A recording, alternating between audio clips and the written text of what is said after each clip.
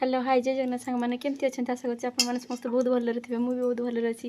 ମୁଁ ଆଜି ଆମ ଗାଁକୁ ଆସିଛି। ଦେଖନ୍ତୁ ମୁଁ ମୋ ମା କୁମାର ପୂର୍ଣ୍ଣିମା ଉପରେ ଚକୁଳି ପିଠା କରିଛି ତ ସେଇଟା ତାଙ୍କର ପସନ୍ଦ ନାହିଁ।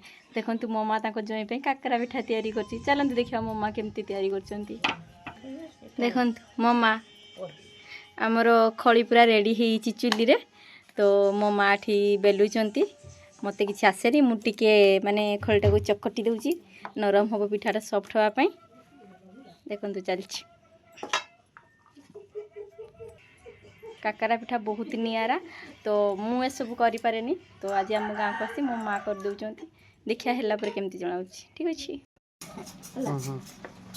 देखु मो माँ गुड़ा बेलुँच मुझे मो हाथ लगे देखते आटा एमती ताटियारे काटिदेले पूरा गोल समान हो पिठा ए रेडी एबे मां छांकुचंती देखो तो हम चुल्ली रे होची इयाडे आसो इयाडे ए बाटे उली आसो स्टॉप करो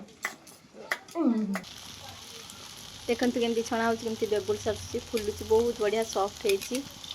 ए देखंतु हमर बेला ये पिठा बे रेडी गरम गरम पिठा के सुंदर लागुची ना। बहुत कलर तो बहुत सुंदर आसी टेस्टी भी बहुत लगे।